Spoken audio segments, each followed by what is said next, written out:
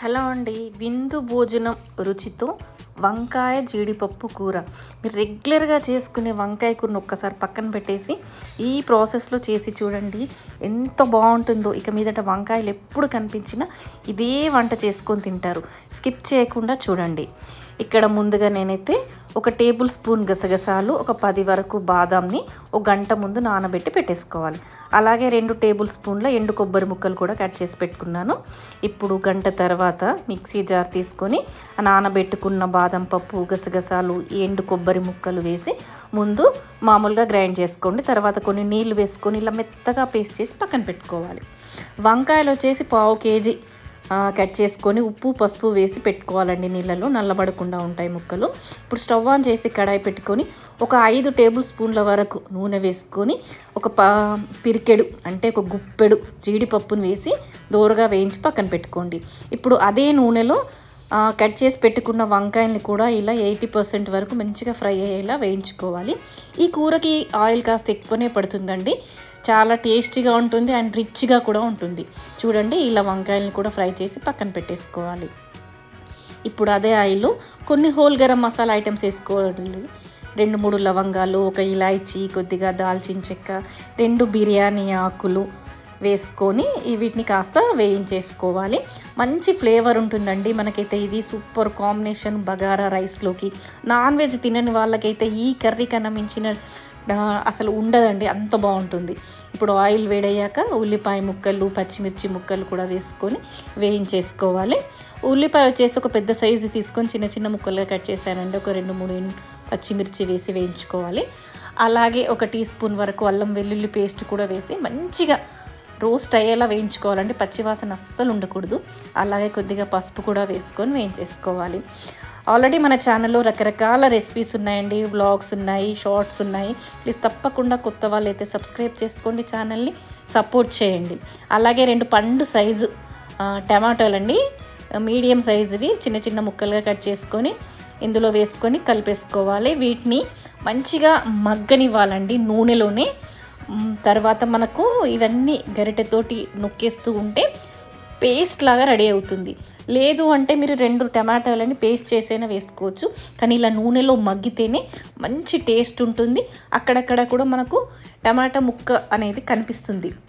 చూడండి, నూనెలో బాగా మగ్గిన తర్వాత ఇలా గరిటెతో స్మాష్ చేస్తూ ఉండండి. మంచిగా ఫ్రై అయిపోతుంది. తర్వాత రుచికి సరిపడినంత కారం, అంటే మీరు తినగలిగేంత కారాన్ని వేసుకోండి. పచ్చిమిర్చి వేశారు కాబట్టి చూసి వేసుకోండి. రుచికి సరిపడినంత ఉప్పు, ఒక 1/2 టీ స్పూన్ గరం మసాలా వేసుకొని ఇవన్నీ మంచిగా నూనెలో కలిసిపోయేలా కలిపేసుకోవాలి. ఈ కర్రీ వచ్చేసి దావత్లలో, మంచి ఫంక్షన్లో, పెళ్ళిళ్ళలో, విందు భోజనాలలో వడ్డిస్తారండి. చాలా సూపర్గా ఉంది. నేనైతే ఆల్రెడీ పెళ్ళిలోనే తిన్నాను. నాకైతే చాలా బాగా నచ్చేసింది. అందుకొరకనే ఈ రెసిపీ ఇప్పుడు చేస్తున్నాను. ఇప్పుడు టమాటాలు బాగా ఆయిల్లో మగ్గిన తర్వాత మనం గ్రైండ్ చేసి పెట్టుకున్న గసగసాలు, బాదం, ఎండు కొబ్బరి పేస్ట్ని వేసుకొని కూడా బాగా మిక్స్ చేసేసుకోవాలి నూనెలో. మంచి థిక్ గ్రేవీ వస్తుందండి బాదాము, ఎండు కొబ్బరి, గసగసాలతో.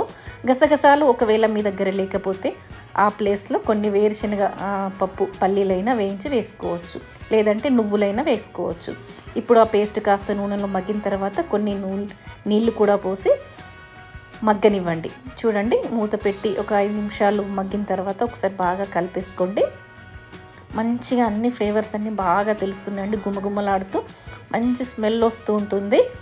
ఇప్పుడు 80% ఆయిల్లో ఫ్రై అయిపోయిన ఈ వంకాయ ముక్కలు, అలాగే వేయించి పెట్టుకున్న జీడిపప్పును కూడా వేసేయండి. ఎంత బాగుంటుందండి ఈ కాంబినేషన్, సూపర్గా ఉంటుంది. ఎవరైనా నాన్ వెజ్ తినని వాళ్ళకి మాత్రం ఇలాంటి కర్రీ, వాళ్ళు నాన్ వెజ్ తిన్నప్పుడు తినని వాళ్ళకు ఇలాంటి కర్రీ చేసి పెట్టారంటే నాన్ వెజ్ కన్నా మించిన టేస్ట్ తోటి ఉంటుంది. రిచ్గా ఉంటుంది. టేస్ట్ అయితే ఇక ఎక్సలెంట్ అన్నమాట. బాగా కలిపేసి కొన్ని నీళ్ళు వేసేయండి. అలాగే 1 టీ స్పూన్ వరకు ధనియాల పొడి వేసి 1 టీ స్పూన్ వరకు కసూరి మేతిని కాస్త డ్రై రోస్ట్ చేసి ఇలా నలిపేసి వేయండి.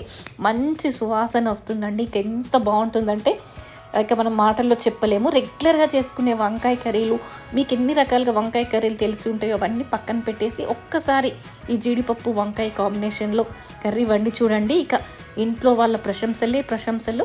చాలా బాగుంటుందండి. చపాతీ, పుల్కా, నాన్లో కూడా సూపర్గా ఉంటుంది. బిర్యానీ రైస్, బగారా, పులావ్కి కూడా సూపర్గా ఉంటుంది. ఇప్పుడు ఒక్కసారి ముక్కని ఇలా చూడండి, ఉడికిపోయింది. ఆయిల్ అంతా ఇలా పైకి తేలినప్పుడు కొత్తిమీర వేసేయండి. ఇక చూడండి, సూపర్ టేస్టీగా వంకాయ జీడిపప్పు కర్రీ. విందు భోజనం కూర అంటే ఇదేనండి. వంకాయకి మించిన కూర అనేది ఉండదంటారు కదా, అలాగే టేస్ట్లో కూడా అసలు నో కాంప్రమైజ్ అన్నమాట. ఎప్పుడు చేసేలా కాకుండా ఒకసారి ఇలా డిఫరెంట్గా చేసి చూడండి, ఎంత బాగుంటుందో కర్రీ. మీరు చేసుకున్నాక మీరే అంటారు. ప్లీజ్ తప్పకుండా ఈ వీడియోని లైక్ చేయండి, షేర్ చేయండి. కొత్త వాళ్ళైతే ఛానల్ని సబ్స్క్రైబ్ చేసుకొని ఆల్ అనే ఆప్షన్ నొక్కండి, గంట సింబల్ని యాక్టివేట్ చేసుకోండి. ఛానల్కి సపోర్ట్ చేయండి. Thanks for watching.